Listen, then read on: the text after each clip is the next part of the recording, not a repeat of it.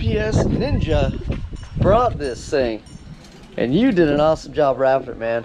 I gotta go open this thing up. What's happening? Yeah, what's happening? What's that? That's it, you got it!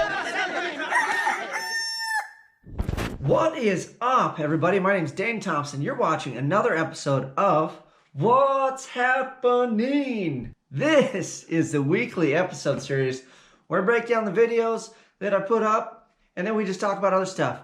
Namely, fan mail is really going to be the episode for today. So I just want to get straight into this because I'm actually really excited. This thing actually just showed up. Let's go open this thing up. This is really amazing. I'm really excited. So we'll do that. And then I got some other stuff to talk about. We can talk about videos and everything else. But important things first. Let's go.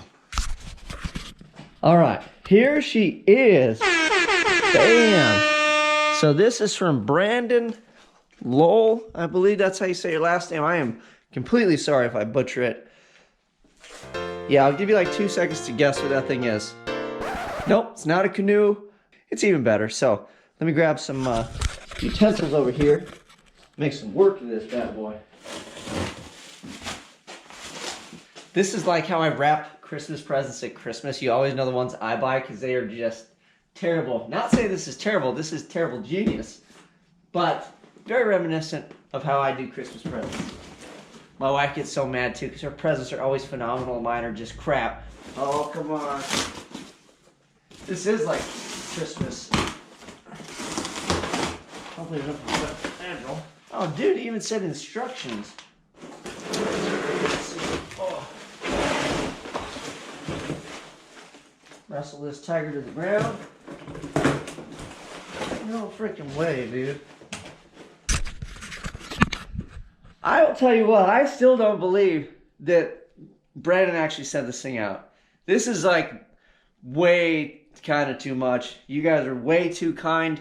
Thank you very much. I was like thinking about this today. I was like, I don't even really need sponsors. I have the freaking baddest fans on the planet, and you guys keep sending me crap. We're all actually gonna have a fast car one day, and it won't be so junky, I guess. Look at what I got.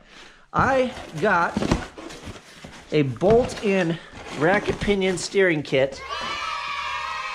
Everything to put this in the Maliboom. And then he even sent a steering knuckle and some steering rod and everything to get this thing in. Obviously, he had it in his car. That's what he said. He said he ran it for a little while and it just wasn't his cup of tea. But it was like it doesn't have quite the steering angle with this. So the big problem I have, if you guys had followed me long enough, with the LS swap with the mounts and stuff that are in my car, the drag link actually hits the oil pan. And I literally was thinking to myself, while my car is over at my tuner's shop, he's going to do some aluminum welding. I don't have a TIG welder or means to weld aluminum. I was like, man, maybe I should just have him weld some little squares of aluminum on my oil pan. So that way it doesn't wear a hole through it. Because once the car is kind of up and running, it's one of those things out of sight, out of mind for the most part. And I almost put like little aluminum bumpers on my oil pan just so I buy myself some time. And I was like, man, I wonder if you could just do like a rack and pinion set or whatever. And sure enough, I swear like 2 days later on my YouTube channel on here, a comment popped up and I didn't even see it because it was flagged. And then because he put a link to the kit. And he's like, yeah, I got this. If you want it, I'll ship it out. So at first it's obviously spam, right? And I click on the kit, pulled it up, and I was like, there's no way somebody's just gonna like ship that out for nothing. Like, oh, I'll just send it to dude. Sure enough, I got a hold of him. We talked. He was so cool, he wouldn't even take payment for shipping. I tried to pay for shipping at least. I was like, that's the least I could do. So I sent you out a few items in the mail, and it'll be a surprise because I don't really know when the stuff will show up because of shipping and all that other fun stuff. So you got stuff coming, brother. Thank you very much. Check this thing out. Once again, look at it. It has these billet brackets, and then the whole deal is this mounts to the inside of the frame rails, and then yeah, everything should plug in, and it's timed on the ends, and then these are like the extensions and all the other stuff that I should need. Again, he gave me instructions. I think he might even printed these himself. So this is the kit that it is.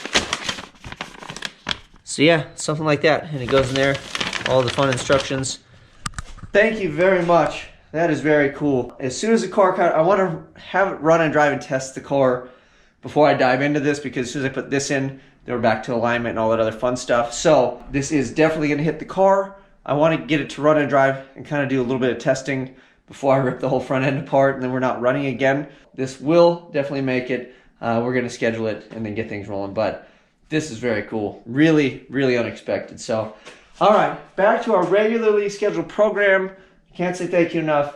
Let's go break some other stuff down. I got some other interesting news and some other things. So, all right, that is really amazing. It really is. You guys have all been super generous, way too much, from custom pens, posters from Australia, DJ Safety helped me out, and then now I'm getting full-on rack and pinion steering kits, so it is phenomenal. T-shirts, I got freaking T&D, so I mean, way too much love. You guys are amazing. I'm going to keep doing my best, and hopefully my car is going to start running decent. Now I feel obligated to actually kind of go fast on a budget, because before, you know, it's still going to be for fun, but let's be honest. I know you guys like to see the car put down some decent numbers, and it'd be fun to kind of hurt a few feelings. I mean, I'm not going to lie. Let's just throw it out there. It'd be nice to kind of line up with some car that's much more expensive than my Maliboom and do work. Let's be honest. That's what we're here for. So let's jump into it. So this week, I did one video. We managed to go out and have a little fun. I took my wife and the family out to Fontana. So we had a video where she basically made her first quarter-mile pass in the Camaro. So that was really a fun day, other than it got kind of windy. But with all that aside, it was awesome. And then a few friends came out. John was there. His Tri-5 was down.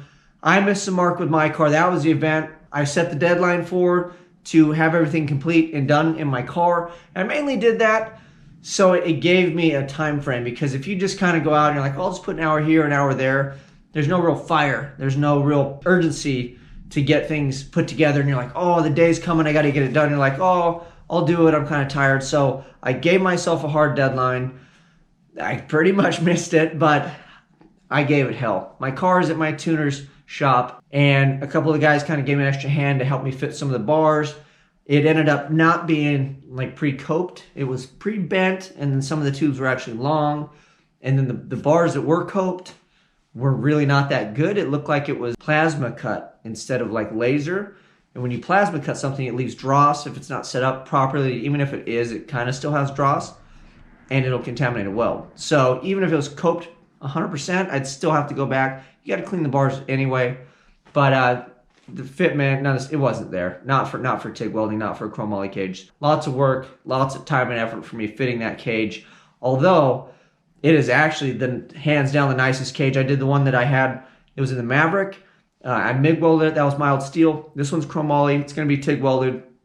Cage is going to be on point. So I'm very much looking forward to that. And it's something that stays in the car. So you don't really want to skimp. It's safety and it's longevity. That's why I went with chromoly. It saves some weight, although it is kind of a thorn in my side, so to speak, because I can't do it myself. And you guys all know I'm like a do-it-yourselfer. And I was threatening to start welding some bars up, and he was like, don't, dude. Just don't touch it. I know he's busy, so I'll just leave it at that. All I have left, honestly, I got to wire the trans brake, and I have to move the shifter. So there's different holes in the little shift arm. I got it in the wrong one. So I'm hoping that's part of the issue I was having with the transmission, why my shifter was acting weird. Maybe some of the clicking. I'm thinking the detent maybe wasn't disengaging all the way. I'm hoping. So we'll move those things around, do that. And then all the bars that go through on the floor on my car, it just goes straight to the frame. So I just cut windows. We'll just stick the cage right to it. It's already there. And then I'm going to come back and make pieces to cover it up. So that is the complete Maliboom update. I am on it, going gangbusters. I'm trying like hell. As soon as we get that thing back over here, it'll be done easy. All right, moving on. Next note on my list. As you guys know, DJ Safety is on board with my program that I got going down over here. And when Big Ben handed me the jacket, of course, first thing I said was, yeah, you know, I'll get this. I'll take it. You know, what do you want for it? What does it cost? Whatever. And of course, in true Big Ben and DJ Safety fashion, he was very cool. They, you know, basically sponsored me with the jacket. I got some gloves, a few other items. And I told him immediately when he wouldn't take payment for that jacket that I was going to take mine and pay it forward, because that's really what the hot rodding spirit is all about. My jacket went to Ahmad Stoner. He's actually a friend of mine, and it was literally him and like one other guy that were up for my jacket. So it was a 50-50 basically coin toss.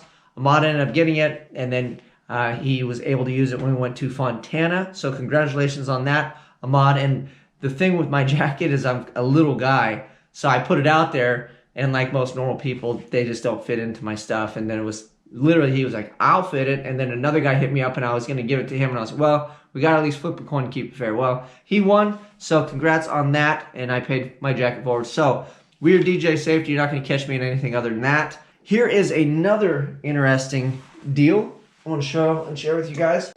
So these, if you followed me on Instagram at all, Facebook, I don't know if I really showcased it on here, but now that this platform's grown, I figured that I'd like to share this with you guys, because there's some guys on here that don't even follow my other social media platforms. The company's called OG. This is the second year they've been on board with me. And what they do is they actually make these. So I'm leaning towards this one for the most part. We kind of got a vote going, but I want to show you. So what this is their new chug canister. It's double-walled stainless. This one's painted, but I get them raw. And then what I do, if you don't know professionally, I guess, is I build customs and classic cars. I do sheet metal work, everything all the way up. Mainly known for my sheet metal shaping and sheet metal rust repair work, I guess you could say. I can do customization, and then I do paint and body, you know, at a level that most people don't expect out of just a home 2-car garage. But we get down, and that's what I do. Well, in the early days, I've been doing this for quite a while. The holidays was always a struggle, and I had a buddy that he makes leather goods, and he would just go gangbusters during the holidays, and I would literally sit here sometimes and twiddle my thumbs, or I'd work on people's stuff, and then they gotta buy gifts or do whatever, so they don't want to pay the bills. And there's just way too many holidays went by that were just so feast and famine, it wasn't funny. So I saw pro painters on the internet painting Yeti cups. So one season I was like, you know what, I'll just get some of the knockoff Yetis, and then we'll keep them cheap, and I'll do a bunch of them, and then I can buy some Christmas gifts. Well, that's continued on. This is my 3rd year doing it. It's gotten bigger and better every single year. And a byproduct of that is I started a thing called Cups for Kids. So what I do is I do a slotted number of either cups or tumblers that I custom paint for customers. At that point, I cut it off, but I usually save room, or like these. These are samples. I get samples every year. I'll get a few samples, a handful of cups or bottles or whatever it is I'm doing, and then I paint them and I design and do whatever I want to do. And I usually go above and beyond on these, a little more so than the customer stuff, because I have to keep it regimented, because I do like a bunch of them. And then I auction them off, and 100% of the proceeds goes to needy children for the holidays. But this year, I'm going to bring the camera along and show you guys when I take my son shopping. I made my son pick out a bunch of gifts. I picked out a bunch of gifts.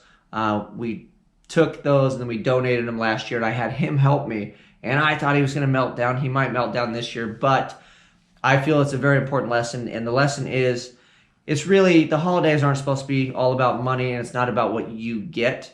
A lot of it is what you give. We all like to get nice stuff. We like cool things. I get it. I just jumped up and down, ranted and raved about a free car part, you know, that I am more than thankful for. But ultimately, it does feel really good too, and you can help somebody that really needs the help. A little background on me: when I grew up, I didn't have much, and Santa kind of flew over my house a couple times on a few occasions, and he didn't really stop. So I just want to make sure that if I can just do a little bit, do my part, get a few people rallied up. We've done really well at the Cups for Kids every single year. And again, I'm just going to make a few cups. This way I'll keep you guys involved too if you want to be a part of it. And I've done really well with it. Like I said, people are more than generous every single year. This year is going to be no exception. So if you want your own custom tumbler, I do them in time for holidays, for gifts and stuff. I'll put up some video so you can see what I'm talking about, because most people like a painted cup. That's stupid. Well, it's kind of not. It's a cool idea. I try to keep them affordable, but I cap them. And I'm thinking like 80 this year. And 80 of these things on tables, it's a lot. And I have to airbrush them all. It's a fiasco. But that's what I'm thinking. I'm leaning towards these. And then I have these. It's up for a vote right now. But this one has a plastic liner. So I feel like this one is more durable. Like, I don't know. It seems more expensive, like getting your money's worth. Anyway, that is Cups for Kids in a nutshell, if you guys don't know about that. That is that. Let's read a few comments from you guys before I get out of here. Oh, some guy yelled at me about a tripod. Sorry. Yeah, I know that there's tripods, but you got to get used to the new walk around camera, swing around angles, because that's what everybody does. And honestly, if you have a tripod, it's so boring, man. That's kind of like this. You know, I'm not saying it's boring. It's a little boring. NASCAR 7. He said, looked like a fun day out, mate. How far is the track from your place? I thought the Ford Ute would run a bit quicker. I'm sorry, the font is small. Congrats on the 12, Christy. So, yeah, NASCAR 7 is actually from Australia. He's the guy that gave me the poster. So there was a F-150 Lightning that is Ahmad Stoner's truck. And basically that thing is like bone stock. And you got to remember, back in the day, that's like an 01 or 02 or something, I believe. You can correct me if I'm wrong, Ahmad. But that was like the baddest truck on the planet. Well, obviously, fast forward now, lots more technology, way more power. But in its day, that thing was bad. And he's still like mid-13s. And in a truck, that is freaking fast for a production truck. So I don't know if you have any work done to it, Ahmad. You can clarify. But yeah, and of course everybody thinks it'd be a bit faster because it's like, oh, a Lightning? Well, it is fast for what it is. That thing's old by today's standards. So he's kicking ass. My wife, on the other hand, which is funny because everybody's like, oh, I thought Ahmad would go a bit quicker. And like, hey, congrats, Christy, clicking off like a mid-12. Well, in Christy land, she's like, I thought it'd go faster. We need to go faster. And I'm like, this is your first time at the quarter mile, and you clicked off at 12. I don't know how many years in the Maliboom it took me to get there. I think my first 12 was at LS Fest this last year we just went, and I managed to squeak out like an 11.9, and I was happy in 12s. Like, I was ecstatic. She has a car, she gets in, hits the key, and she drives out to work every day. And yeah, she was like, lackluster, impressed. Thank you for the comment, NASCAR. Let me see if I got somebody else on here. Racing Ford 1. He was the one that actually brought that up. So he said, why is it a 12-second pass isn't much to a woman? Most guys would be happy as hell running 12s the first time down the quarter mile. So he actually hit the nail on the head, and you're absolutely right. Absolutely right. And speaking of that, which a lot of guys don't know, I didn't get into it too much. My friend Mike that had the Chevelle that brought it out, I guess he's had that at the track years ago. He hasn't been out forever. And it was his first time back. He was kind of hoping for a number. And I was looking at it like, dude, this is a small block, you know, 4-barrel. He's got some headers and a few things, but not much. And everybody always thinks that their V8 makes a lot more than it does, especially conventional motors.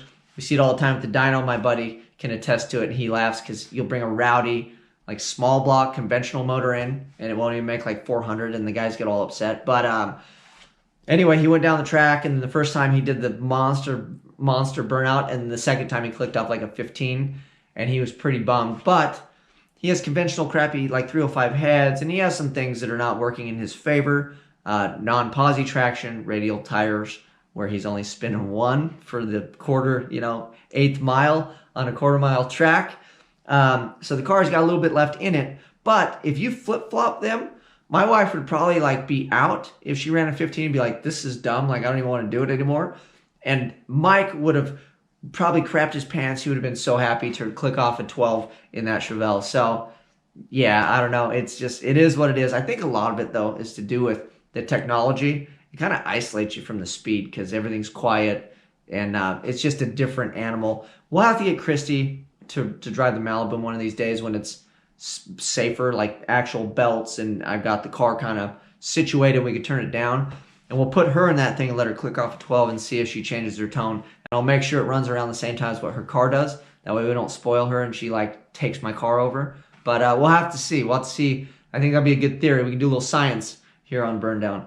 Kyle Orsak, he said, congrats on the new best time slip. Should be in the high 11s with some tires, exhaust, and a tune. And that's exactly what we're trying to do. She wants to go straight for the kill and do like a supercharger, although I don't have the bank account for that. But I think what I will do, maybe like next season, we'll start keeping an eye out for like a takeoff on like a Z01. A lot of these guys in cars, they need to go faster. They're like us. Everybody else wants to go fast. So they'll take it off and they'll put a bigger Magnus in or whatever, aftermarket. So there's, I think, a stock blower off like a Z01 or one of these Camaros, whichever one is supercharged, is going to be my best bet to get into the supercharger game on the cheap, because I am not made of money. Otherwise, people would send me awesome freaking steering racks All right, well, that is it. That wraps it up for the comments that I could find. Again, in this video, leave any comments, concerns, anything, leave it down below. Keep an eye out for the cups for kids if you're on any of my social media platforms, because I think I'm going to get those things cracking here pretty soon. And then we are this close. I will keep you guys posted on the Maliboom. As far as upcoming stuff, I'm just trying to still finish my car. So I don't know where we're going to be. I will just keep you guys posted. We are up to date with videos. I'm going to do as much as I can to get as far as I can so we can go do some friggin' smoky burnouts. I'm out of here.